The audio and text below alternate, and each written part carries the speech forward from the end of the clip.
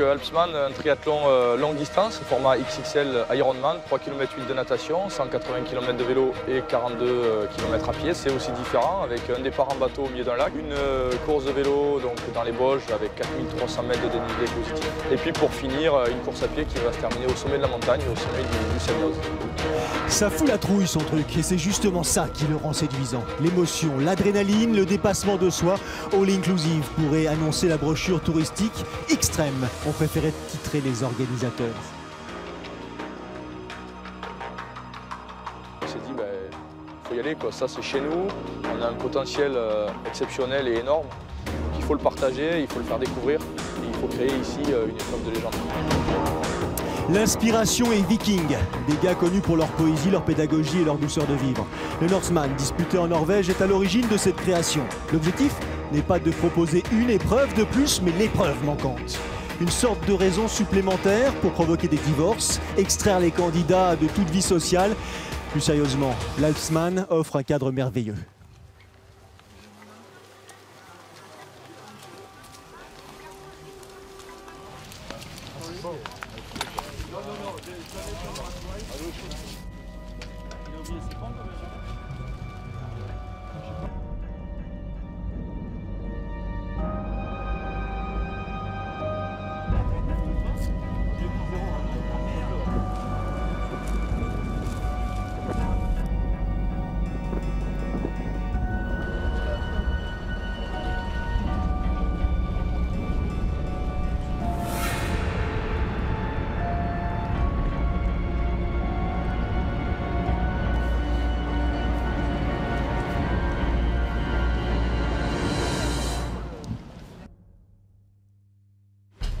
L'atmosphère est surréaliste. Ambiance cinématographique, mi-anticipation, mi-catastrophe. Heureusement, quelques sourires furtifs laissent entrevoir qu'il s'agit d'une décision désirée, réfléchie, assumée. Je suis super contente d'être ici. Un peu excitée, mais sereine. Le libellule prend le large. Ses passagers ont le mot rare. C'est différent. D'habitude, vous êtes un petit peu angoissé, les pieds dans le sable, au bord de l'eau. Là, vous êtes dans une autre atmosphère, une autre ambiance. C'est une première et ce sont des pionniers. Une centaine réunis pour l'occasion. Une majorité de caractères forts, quelques aventuriers, mais aucun inconscient. L'Alpsman n'est pas une épreuve d'accueil. C'est une organisation accueillante, certes, mais pas un challenge imaginé pour les néophytes.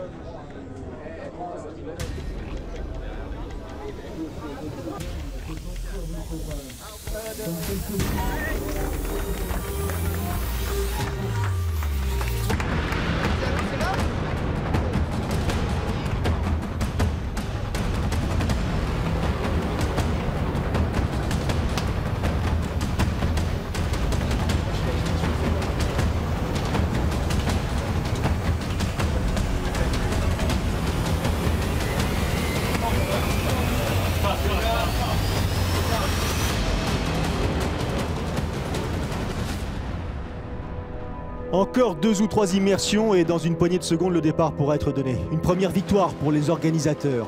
L'Alpsman entre officiellement dans l'histoire. La suite nous précisera de quelle manière.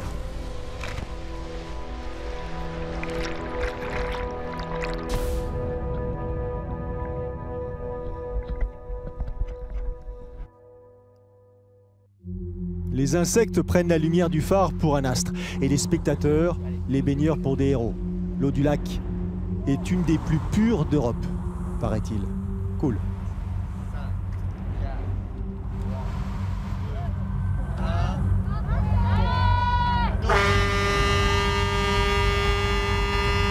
« 6 heures, le coup de trompe. Le départ, mais pas la libération pour autant.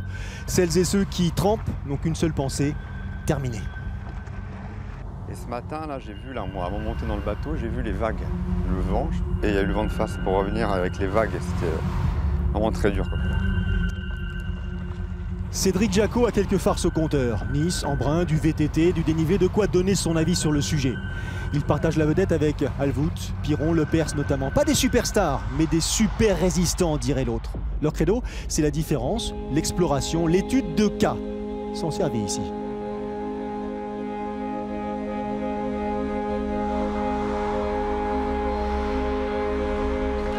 Marcel Zamora-Claudic, les pieds dans le sable de la plage de Saint-Jorioz. L'Espagnol, quintuple vainqueur de l'Ironman France et de l'Ambraman, joue les têtes de gondole, mais court en équipe cette année. En 2017, promis, il sera complètement engagé. Fin de la première partie. Les concurrents sortent peu à peu du lac d'Annecy. La lumière fait son apparition et déjà les premiers rafales de vent dans les arbres rappellent, au cas où certains l'auraient oublié, que la journée risque d'être compliquée. Une 0404, meilleur temps natation, Benoît Auffour. C'est mon 9e et dernier Ironman de l'année. Donc tu vois, chaque mètre, chaque kilomètre qui seront faits, ça sera uniquement des kilomètres de plaisir.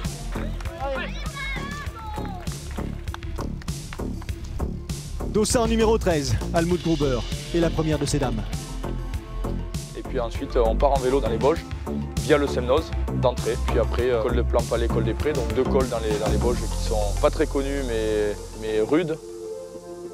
183 km, 5 cols, 4300 mètres de dénivelé positif et les conditions météo qui pincent la peau. Devant, Rinus Solvot a pris les commandes de la course et attaque l'ascension du Semnoz. Côté féminin, Almut Gruber a imprimé un rythme soutenu, elle aussi. Ses concurrentes ne la reverront jamais.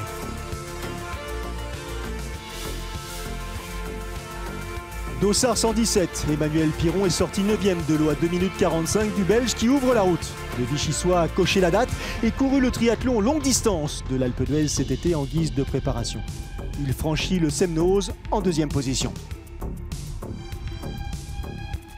À cheval sur les départements de la Savoie et de la Haute-Savoie, le massif des Bauges est un régal pour les yeux. Les 123 triathlètes engagés dans cette première édition de l'Alpsman sont aussi ici pour cette raison. Courir est un plaisir, courir au milieu d'un tel décor, un privilège rare.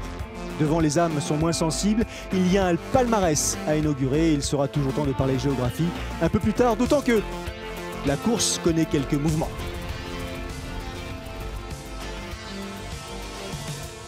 Ça va minuit, l'après-midi 15, 13, bon, ça continue à descendre, mais dans les descentes, je rattrapais.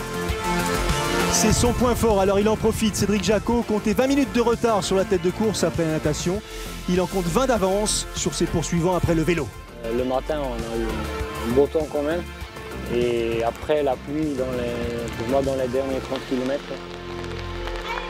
Les gouttes sont lourdes et la course encore longue. Les premiers posent leur machine après un peu plus de 8 heures d'effort. Un chrono qui identifie souvent les vainqueurs des épreuves Ironman. Ici, la partie n'est pas tout à fait terminée.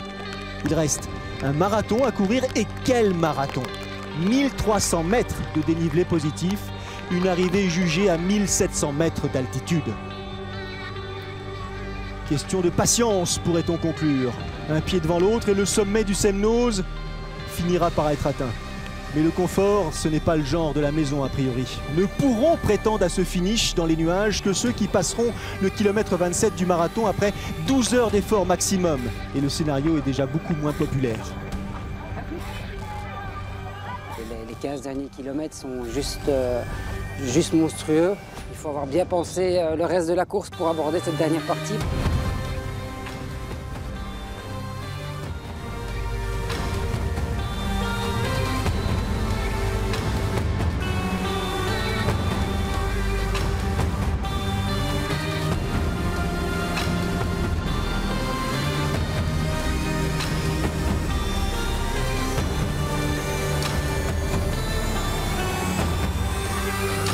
En fait, il s'agit de ski-alpinisme, mais sans ski et sans neige.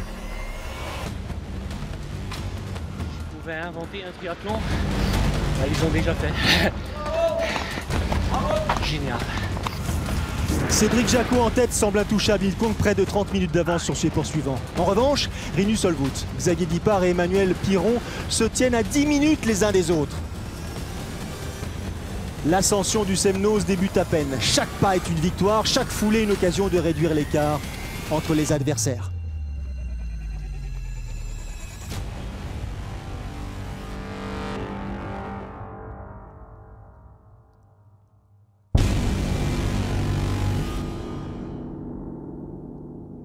Avec Catherine Walter, l'Allemande, eh bien on en a terminé avec ceux qui vont pouvoir prétendre au titre de top finisher.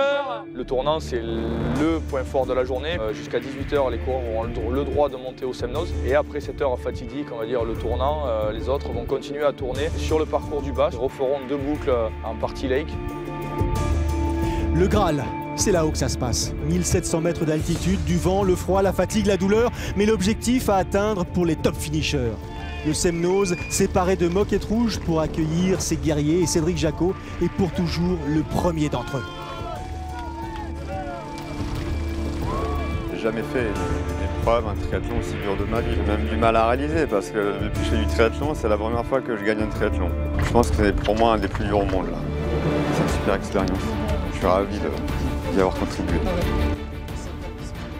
Marcel Zamora, le guest, a les yeux rougis par l'émotion. Inutile de lui faire un dessin pour qu'il prenne la mesure de la performance réalisée par Cédric Jacot. 12h21 de résistance pour prendre la première place de cette première édition. C'est un cadre exceptionnel pour faire un triathlon. La satisfaction que j'en retire au bout de cette épreuve, c'est que mon défi personnel, je l'ai réussi.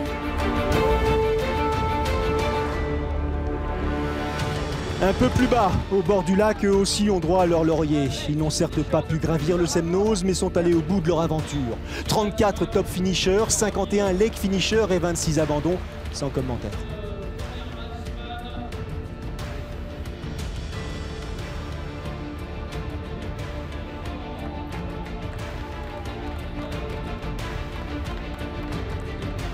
L'Alpsman s'est inspiré du Norseman, mais a trouvé ses propres mots pour affirmer sa différence. Le pari était ambitieux, il fallait surprendre pour exister parmi les autres épreuves françaises, et la surprise était bien sûr au rendez-vous.